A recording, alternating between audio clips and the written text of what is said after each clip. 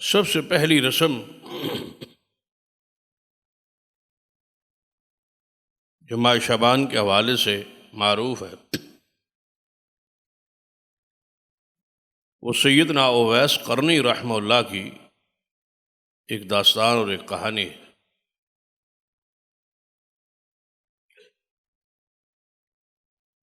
کہ انہوں نے اس مہینے میں یہ کہانی ہے، یہ قصہ ہے جو ہمارے ہاں مشہور اور معروف، جو ہماری ثقافت ہے یہ ہندوؤں کے رہنے کی وجہ سے کچھ ان سے اور کچھ مجوسیوں کے مشابہت بہت زیادہ ہے، چونکہ وہ ہمارے ماحول میں رہے اور ان کے وہ جراثیم اور ان کے وہ عقائد اور ان کے نظریات کتنے سال ہو گئے وہ یہاں سے گئے ہوئے، لیکن وہ ایسے ذہن پختہ ہے کہ نسل در نسل وہ چلتے آ رہے۔ مجال ہے کہ بندہ غور کرے کہ جو رسم ہم ادا کر رہے ہیں اس کا اسلام سے، دین سے، ہمارے ایمان اور ہماری ثقافت سے اس کا کیا تعلق۔ تو سیدنا اویس قرنی رحمہ اللہ بہت عظیم شخصیت ہے کہ رسول اللہ صلی اللہ علیہ وسلم کا زمانہ انہوں نے پایا لیکن آپ سے ملاقات نہیں ہو سکی، اور نبی علیہ السلام کی شان اور ان کی عظمت بیان کر دی تھی۔ ایک شخص جو ہے یمن میں رہتا ہے، اس کا نام اویس ہے اور اس کا قبیلہ قرن ہے، وہ مجھ پہ وہاں رہ کے ہوتے ہوئے ایمان لایا۔ اس کی ماں والدہ بوڑھی تھی، ان کی خدمت کی وجہ سے وہ رکے رہے اور سفر نہ کر سکے کس کی ملاقات کے لیے؟ رسول اللہ کی ملاقات کے لیے۔ اس سے آپ اندازہ لگائیں کہ والدین کی خدمت کے لیے رکنا کتنی بڑی سعادت ہے اور کتنا بڑا ضروری عمل ہے کہ حضور کی زیارت کے لیے ادھر حضور کی شان کو، مقام کو، زیارت کو، دیدار کا جو شرف ہے اس کا اندازہ لگائیں، اور دوسرے سیدنا اویس قرنی کے عمل کا اور اپنے والدین کے ادب اور احترام اور اکرام کا اور خدمت کا اندازہ لگائیں۔ کتنا سفر ہے مبارک جو حضور کی زیارت کے لیے ہو کہ آتے ہی دیکھتے ہی گویا آپ نے اپنی ذات پر جہنم کی آگ کو حرام کر لی، لیکن نہیں آ رہے کس وجہ سے؟ اپنی ماں کی خدمت کی وجہ سے۔ پھر اس کا صلہ کیا ملا،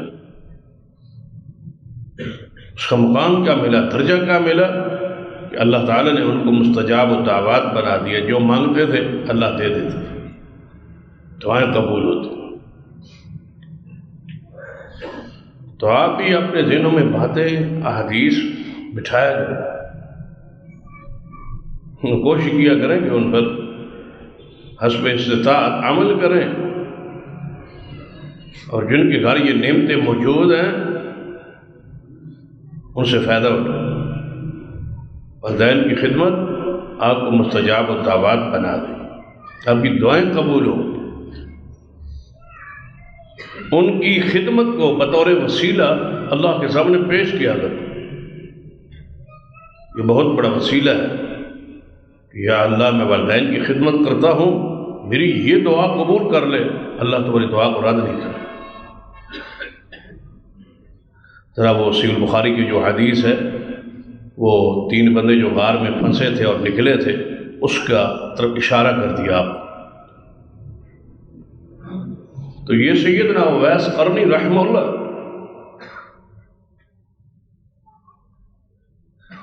والدہ کی خدمت کی وجہ سے رکے رہے، تو رسول اللہ صلی اللہ علیہ وسلم نے یہاں رہتے ہوئے بشارت دے دی، خبر دے دی، آپ کو بدریہ وہی بتلا دیا کہ ایک شخص تڑپ رہا ہے آپ کی زیارت دیدار کے لیے، لیکن ماں کی خدمت کی وجہ سے آ نہیں رہا۔ حضور نے فرمایا تھا کہ میری زندگی میں اگر وہ شخص نہ آئے تو ایک وقت آئے گا کہ وہ آئے، اور جب آ جائے تو اس کو میرا سلام کہنا۔ کیا آپ کو اس حدیث سے کچھ نہیں ہوا؟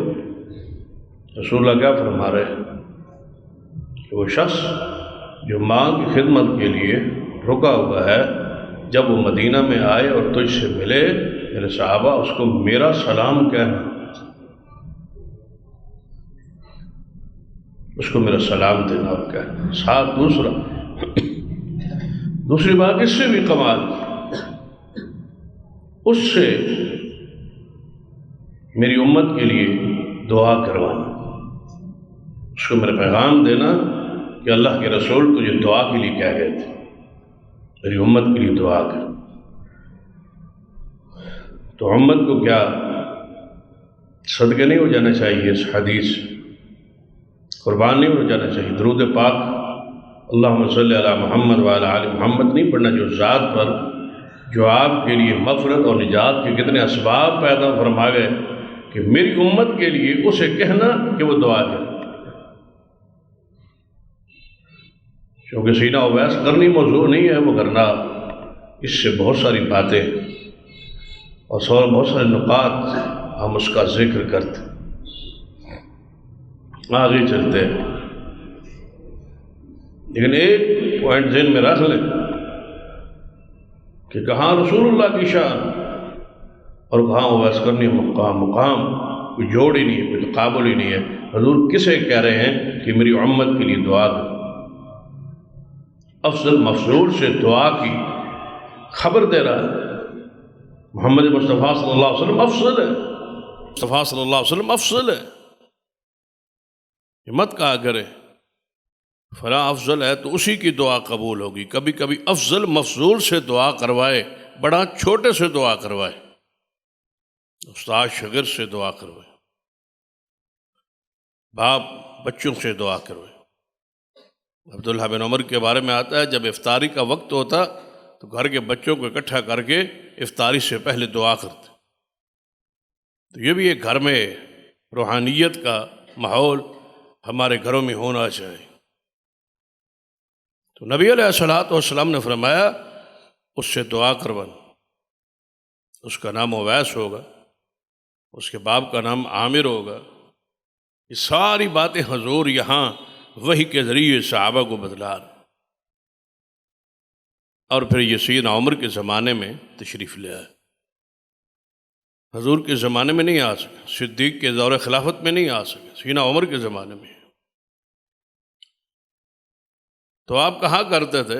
اگر کوئی یمن کا گروہ یا وفد سیدنا عمر رضی اللہ عنہ آئے نا تو مجھے ضرور اطلاع کرے، مجھے ملائیں۔ تو آپ کو بتلایا گیا کہ یمن کا ایک وفد ہے، گروہ ہے، جو آپ سے امیر المومنین سے ملنا چاہے۔ مختلف روایات ہیں مدینہ میں یا بعض روایات میں کہ آپ امیر حج کی حیثیت سے یہاں آئے ہوئے، اویس بھی یہاں حج پہ آئے ہوئے۔ تو پھر حج کے بعد جو امیر المومنین ہوتے تھے وہ وفود سے ملاقاتیں کرتے، مختلف ممالک سے، مختلف علاقوں سے لوگ آتے، احکامات جاری کرتے، کوئی فیصلے کرتے، کوئی شکایات ہوتی گورنروں کی وہ پیش کی جاتی، اس کا ازالہ کرتے۔ یہ امیر المومنین کا ریاست مدینہ کا یہ انداز اور کردار تھا۔ تو نبی علیہ الصلوۃ والسلام سے ہی یہ سنت جاری تھی۔ سیدنا عمر رضی اللہ تعالیٰ سے فرمایا گیا، عرض کیا گیا کہ ایک گروہ، ایک وفد ہے جو یمن کا ہے، آپ سے ملنا آئے۔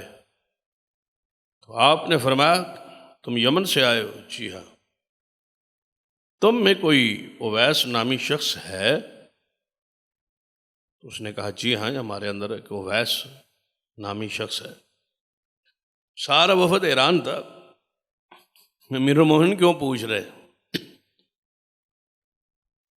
کہ اویس ہمارے اندر؟ میں تو ایک عامی سے آدمی تھے نا ان کے نزدیک، تو ایک وفد کا ایک حصہ یہ شریک یا ہمسفر تھے، نہیں پتہ تھا پورے وفد کو کہ اس کے تذکرے آسمانوں پر ہو رہے ہیں۔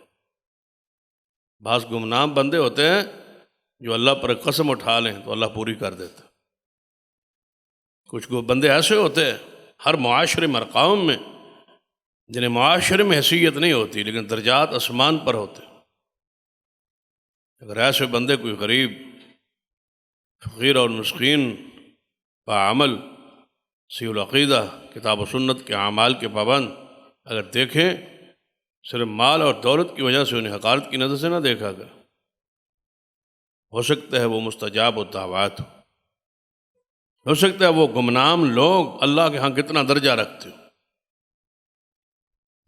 تو نبی علیہ الصلوۃ والسلام کی ان حدیث کو پڑھا کریں اور سمجھا کریں۔ تم میں کوئی شخص اویس نامی ہے؟ بتلایا گیا جی امیر المومنین ہمارے اندر ایک اویس ہے۔ بتلایا گیا آپ اویس ہیں؟ جی میں۔ تمہارے باپ کا نام کیا عامر ہے؟ جی میرے باپ کا نام عامر ہے۔ تمہارا قبیلہ جو ہے وہ قرن ہے؟ جی قبیلہ ہمارا یہی۔ تو پھر بتاؤ پورے مجمع پر منظر کیا ہوگا اور انداز کیا ہوگا جب کئی سالوں بعد صدیق کے دور خلافت، پھر سینہ عمر کا دور خلافت، حضور کا فرما، سیرت، آپ کی ایام زندگی وہ سارے جب گزر گئے ہوں گے اور حدیث پوری ہو رہی ہوگی، حضور کی خبر پوری ہو رہی، پورے مجمع میں کیفیت اور کیسی ہوگی؟ فرمایا جی ہاں میں اویس بن عامر ہوں، میرا قبیلہ وہی ہے جس کا آپ نے ذکر کیا۔ فرمایا تو یہ سلام دے گئے تھے محمد مصطفیٰ صلی اللہ علیہ وسلم، تجھے رسول اللہ صلی اللہ علیہ وسلم سلام دے گئے تھے اور تجھے دعا کی کہہ گئے تھے، تو آپ دعا کر۔ تو یہ ہے اویس رحمہ اللہ۔ ان کے حوالے سے یہ بات مشہور ہے، معروف۔ تو ہمارا مولا ملک کا وہ پہلے ایک شخص تلاش کرتے ہیں جس کا ادب، احترام، اکرام، شہرت، عزت، مقام، درجہ اور اس کی تاریخ ہو، جس کے لیے کچھ کھانے پینے کا پروگرام بنانا ہو تو اس کے نام کو قیس کرایا جا سکے۔ پہلے ایسی شخصیت تلاش کی جاتی، جب شخصیت مل جائے پھر اس کے حوالے سے کہانی گھڑی جاتی کہ کوئی نہ کوئی ایسی کہانی گھڑیں جس سے ان کے نام سے کچھ چیز مل جائے۔ اس طرح کئی شخصیات، پیر عبد القادر جیلانی رحمہ اللہ کے حوالے سے آپ دیکھیں کتنا ہمارے ملک میں پوجا جاتا، کون سا درجہ ہے جو انہیں نہیں دیا جاتا، غوث اعظم کہا جاتا۔ اللہ تعالیٰ غوث ہے اور پیر عبد القادر جیلانی رحمۃ اللہ علیہ تھوڑے سا درجے میں اوپر ہے، غوث اعظم ہے وہ۔ یا حی یا قیوم برحمتک استغیث، غوث تو اللہ ہے، یہ شان، یہ مقام، یہ عزت تو اللہ کی ہے، انہیں غوث اعظم کہا جائے، کیونکہ جو اعظم نہ ہو اس کے ساتھ اعظم لگانا ان کی عادت ہے، یعنی جو اعظم نہیں ہے، جس کے ساتھ کتاب و سنت میں اعظم نہیں لگتا اس کو ضرور یہ لگائے۔ اس طرح کے اعظم بہت سارے ہیں۔ تو پیر عبد القادر جیلانی رحمہ اللہ کا ذکر میں کر رہا تھا کہ مجھے حیرانگی ہوتی ہے اس قوم پر، اس قوم کی جہالت پر اور ان کے فکر پر کہ ایک گروہ جو عقیدے میں، عمل میں حنفی ہے، وہ ان کے نام کی 11ویں دیتے، یعنی اس پیر کے نام پہ 11ویں کا سلسلہ جاری ہے، جو ان کا ہم مسلک نہیں، جو ان کا ہم عقیدہ نہیں، جو ان کو گمراہ کرتا ہے، لیکن کھانے کے لیے اور کھیر کے لیے اور 11ویں کے لیے اور چاول کے لیے بندہ ملنا چاہیے چاہے کوئی ہو۔ یعنی ان کی پوری کتاب پڑھ لیں، ان کی پوری سیرت پڑھیں، ان کا کردار پڑھیں، ان کا عقیدہ پڑھیں۔ پیر عبد القادر جیلانی رحمہ اللہ کا سارے کے سارے عقائد ان کے خلاف، ان کی کتابوں کو ترویج نہیں دیں گے، ان کی شاید نہیں کریں گے، وہ کتابیں تو ہمارے خلاف ہیں، انہوں نے حنفیوں کو گمراہ لکھا ہے۔ اب کون بتلائے کہ امام پیر عبد القادر جیلانی رحمۃ اللہ علیہ نے حنفیوں کا نام لے کے گمراہ لکھا ہے؟ گمراہ فرقوں میں ایک فرقہ یہ بھی ہے جنہیں حنفی کہا جاتا ہے، اور یہ مرجئہ اور ان کے عقائد کا تذکرہ کیا، یعنی وہ انہیں گمراہ کر رہا ہے، کہہ رہا ہے، اور یہ ان کی پوجا کر رہا ہے، نظر نیاز ان کی، عبادت ان کی، سارا کچھ ان کے نام۔ تو شخصیت ہے نا، پوجنے کے لیے مل گئی، اب اگر کوئی بندہ کہے کہ میری ماں فوت ہوئی، میرا باپ فوت ہوا، ہر مہینے اس کے لیے چندہ دیں، ہم نے اس کو ثواب پہنچانا ہے، کسی بندے کا دماغ خراب ہے کوئی دے؟ تو اب ماں باپ کے نام پہ، اپنے کسی رشتہ دار کے نام پہ تو ملتا نہیں ہے، تو اس کے لیے ایک شخصیت بنائی جاتی ہے تاکہ اس کی ایک حیثیت ہے معاشرے میں، اس کے نام پہ کوئی رسمیں بنائی جائے۔ یہی حال ان کا ہے اور یہی حال رافضیوں کا ہے۔ انہوں نے بھی ایسے کئی جوڑے ہوئے۔ رجب گزرا، وہ امام جعفر صادق کے کنڈے، اسی طرح کچھ کہانیاں کھڑی ہوئی۔ تو سینا اویس کرنی رحمہ اللہ کے حوالے سے بھی پہلے ایک کہانی گھڑی۔ کہانی آپ بہت سارے ساتھیوں نے سنی ہوئی ہے، جنہوں نے نہیں سنی وہ ذرا سن لیں۔ کہ سینا اویس کرنی رحمہ اللہ یمن میں تھے، یہ بات آپ نے سنی۔ حضور کہاں تھے؟ مدینہ طیبہ۔ تو نبی علیہ الصلوۃ والسلام کے بارے میں مشہور روایت ہے کہ آپ کا دانت مبارک جو ہے شہید ہوئے غزوہ احد میں، اور دانت مبارک ابھی ایک ربع حصہ، چوتھا حصہ آپ کا زخمی ہوا ہو، شہید ہوا، ایک ٹکڑا مبارک۔ جو میں نے سمجھا پڑھا، اگر اس کے خلاف کوئی اور بات ہو تو راستہ تحقیق کا کھلا ہے۔ تو نبی علیہ الصلوۃ والسلام کا ایک دانت مبارک کا حصہ ہے، یہ دانت مبارک شہید ہو، تو سینا اویس کرنی رحمہ اللہ تعالیٰ علیہ کی عشق کو، محبت کو، عقیدت کو حضور سے جوڑ کے ایک واقعہ کھڑا گیا کہ ان کو یمن میں جب پتہ چلا کہ نبی علیہ الصلوۃ والسلام کا دانت مبارک شہید ہو گیا ہے، تو انہوں نے اپنے سارے دانت، اپنی پوری بتری جسے کہا جاتا، سارے نکال دی۔ پتہ نہیں حضور کا کون سا دانت مبارک شہید ہوا ہوگا، تو میں وہ دانت نہیں چاہتا، کیونکہ حضور کے نہیں دانت مبارک شہید ہوا ہے، کون سا ہوا ہے یہ پتہ نہیں ہے، لہذا پوری بتری نکلوا دی۔ اور جب بندہ داڑھ یا دانت یا نکلواتا ہے یا اکھاڑتا ہے یا ان منہ سے نکال لیتا ہے، اس کے بعد کچھ دن آپ کے علم میں پھر اب لازمی امر اگلا شروع ہو رہا ہے، مرحلہ کھانے کا۔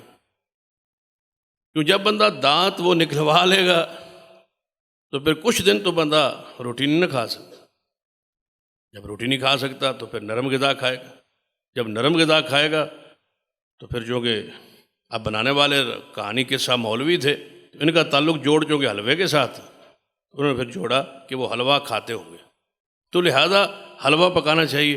ان دنوں میں حلوہ سنت ہے، حلوہ کھائیں۔ اویس کرنی رحمۃ اللہ علیہ اب جتنا اس پر تبصرہ کرے، ایک نہیں جمعہ یہ تو کئی جمعے گزر سکتے۔ ان سرے سے بات جس کی نہ اصل ہی نہیں ہے۔ دیکھیں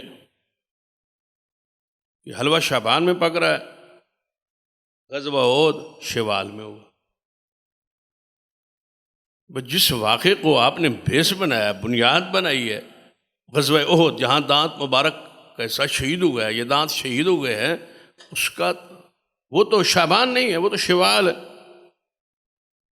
شروع سے کہانی پوری کی پوری دیوار اور بنیاد ہی ختم۔ اب دوسری بات کہ اگر مان لیا جائے کہ حضور کا دانت مبارک شہید ہوا اور شعبان میں ہوا، چلو بھائی، تو پھر سینا اویس کرنی رحمۃ اللہ علیہ نے پوری بتری اپنی نکلوا لی، تو ہم بھی کوئی پوچھ سکتے ہیں یا ہمارے پوجنے پر پابندی ہے؟ بہن ہے بھائی، ہم بھی کچھ سوچ سکتے ہیں، یہ پوچھ سکتے ہیں، کچھ ہم بھی اپنی زبان کھول سکتے ہیں، کوئی پوچھنے کی جسارت یا ہمت کر سکتے ہیں، تو ہم پھر پوچھتے ہیں کہ ان کو کیسے پتہ چلا کہ حضور کا دانت مبارک تو شہید ہوا احد میں، یعنی مدینہ پاک میں۔ اویس کرنی رحمۃ اللہ علیہ کہاں تھے؟ یمن میں۔ ان کو کس نے خبر دی کہ حضور کا دانت مبارک شہید ہو گئے؟ ذرا اس کو جوڑو نا، یعنی کہانی جو گھڑی ہے، بات جو بنائی ہے، تو کچھ نہ کچھ سند کو جوڑ تو پیدا کرو نا۔ کون گیا تھا وہاں؟ لازم بات ہے وہ تو نیک ہیں، ولی ہیں، وہی تو آتی نہیں، نبی کے درجے پر تو ہے نہیں، تو پھر کون پیغام لے کے گیا تھا؟ کس نے ان کو بتلایا تھا؟ کیسے پتا چلا تھا کہ حضور کا دان مبارک شہید ہو گیا؟ کون گیا تھا؟ کوئی خبر، کوئی پہنچانے والا، اس کی وضاحت کی۔ اگر تم کوئی خبر دو کہ بندہ خبر لے کے گیا ہے، تو پھر ہمارا سوال دوسرا ہے، پھر پوری بطری کیوں نکلوائی؟ اس نے کیوں نہیں بتلایا کہ حضور کا فلاں دانت مبارک شہید ہوا ہے؟ اگر کہو کہ نہیں وہ ولی تھا، وہ بزرگ تھا، ان کو پتہ چل گیا کہ حضور کا دانت شہید ہوگا، کوئی بندہ نہیں گیا، تو ہمارا سوال ہے پھر یہ کیوں نہیں پتہ چلا کہ کون سا دانت شہید ہوا؟ ایک طرف ولایت مان رہے ہو، علم غیب مان رہے ہو، دوسری طرف اپنی عقیدے کی نفی کر رہے ہو۔ پتہ چل گیا کہ حضور کا دانت شہید ہوا، یہ نہیں پتہ چلا کون سا شہید ہوا، تو پوری بدری نکلوا ہے۔ کیونکہ دانت کا ایک حصہ ہو تو پھر بندہ روٹی کھا سکتا ہے نا، پوری بطری، یعنی ولی کے منہ میں دانت رہے یا نہ رہے، حلوہ رہنا چاہیے، یہ بھی ایک سعادت کی بات۔ اس کی پوری بطری نکلوا دی ہے اپنا حلوہ کھڑا کرنے کے لیے، اس کی بطری ہے نہیں ہے، نکلوا دیے دانت سارے گئے۔ اس سے آگے بڑھتے کیا یہ محبت رسول کا یہ انداز، یہ طریقہ کہیں اور بھی ہے کتاب و سنت؟ کہ کیا حضور علیہ الصلوۃ والسلام کا چہرہ زخمی ہو غزوہ میں تو کیا یہ سنت ہے کہ سارے صحابہ اپنے چہرے زخمی خود کریں؟ اگر پیغمبر کو تکلیف پہنچے تو کیا یہ سنت ہے کہ ہر بندہ وہ اپنے آپ کو از خود تکلیف پہنچائے؟ کیا یہ محبت کا انداز کتاب و سنت میں ہے؟ تو کوئی دلیل دیجیے۔ اگر نہیں ہے تو پھر ہم تھوڑا سا اپنے اس عقیدے اور عمل کو آگے لے جاتے۔ اگر یہ محبت کا معیار ہوتا، فرض کر لیا، تمہاری بات کو مان لیا ہم، لیکن اگر یہ محبت کا معیار ہوتا تو ہمارا یہ سوال ہے، سب سے پہلے یہ قدم صدیق اٹھاتے، پھر سیدنا عمر تھے، پھر سیدنا عثمان تھے، پھر آگے کوئی شک رہ گیا آگے کون ہے؟ شیر خدا تھے، محبوب خدا تھے، سیدنا علی تھے، پھر سیدنا بلال تھے، سیدنا حسان بن ثابت تھے، محبان رسول کی تو ایک پوری صف ہے، 1.5 لاکھ کے قریب اصحاب رسول ہیں۔ چلو وہ ساری شخصیات بعد میں غزوہ احد کے وقت جتنے میدان جہاد میں مجاہدین صحابہ موجود تھے، ان میں سے کسی ایک کی مثال یہ پیش کر، کیا تم نے یہ رافضیوں کو خام مال تو نہیں مہیا کرنے لگے؟ یہ دلیل تو وہ دیتے ہیں کہ جب اویس کرنی نے رسول اللہ صلی اللہ علیہ وسلم کے دانت مبارک کی شہادت کی خبر سن کے اپنے دانت نکلوا دیے تھے، تو کیا ہم سیدنا حسین ابن علی کے شہادت کے بعد ان کے غم میں رو اور چھری اور ماتم بھی نہیں کر سکتے؟ یہ تو دلیل ان کی تھی، تم نے یہ کہاں سے گھڑی اور کہاں سے لیے؟ اور جب ان کا علاج کرنا ہو تو ہم کہا کرتے ہیں کہ اگر یہ تمہاری دلیل ہے کہ اویس کرنی رحمہ اللہ تعالیٰ علیہ نے اپنے دانتوں کو شہید کیا ہے، حضور کے محبت میں، عقیدت میں، پیار میں اپنے دانتوں کو خود توڑا ہے، شہید کیا ہے، تو پھر بڑے پیار سے کہتے ہیں شہید کیا اویس کرنی نے اپنے دانتوں کو۔ میں پوچھتا ہوں، یہ شہادت میں نے پہلی دفعہ سنی ہے کہ بندہ اپنے آپ کو مارے اور شہید بھی گئے۔ یہ شہادت کا انداز بھی اور یہ شہادت کی تعریف بھی ہم نے پہلی دفعہ سنی۔ بندہ مارے اپنے آپ کو اور کہے کہ میں نے شہادت حاصل کر لی. یہ شہادت تو پھر آسان ہوئی کہ جاتے جاتے بندہ فیر مارے اپنے آپ کو رکے میں شہید ہو گیا ہوں. ایسی شہادت یہ اسلام نہیں ہے، وہ دین نہیں ہے، یہ شریعت نہیں ہے. کیا مذاق کریں اسلام کا، دین کا، شریعت. اگر سینہ اویس کرنی رحمۃ اللہ علیہ کہ یہ محبت ہے اور تم کہتے ہو ہے، اور یہ دلیل ہے کس کی؟ ماتم کی. تو پھر میں کہا کرتا ہوں کہ انہوں نے دانتوں پر ماتم تو نہیں نہ کیا، انہوں نے دانتوں کو باہر نکال دیا. یعنی حضور کا دانت مبارک شہید ہوا، انہوں نے محبت میں پورے دانت باہر نکال دیے. تم اس کو دلیل بناتے ہو تو پھر دلیل ایسے بنتی ہے کہ امام حسین کربلا میں شہید ہوئے، تم اس کے محبت کرنے والے ہو. تو اس سال مہربانی کریں سارے تلوار اپنے اپنی گردن پہ چلائیں. یعنی پوری سنت کریں نا. سنت بیان کچھ کرتے اور کرتے کچھ ہے. یعنی اپنے آپ پر چلائیں تاکہ رولا ختم ہو جائے، جھگڑا ختم ہو جائے، نہ رہے بانس، نہ بجے بانسری، نہ تم رہو، نہ یہ ذلت رہے معاشرے کے لیے.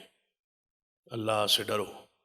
اویس کرنی رحمۃ اللہ علیہ نے کوئی دانت نہیں توڑا، کوئی دانت شہید نہیں کیا، کوئی حلوہ نہیں کھایا.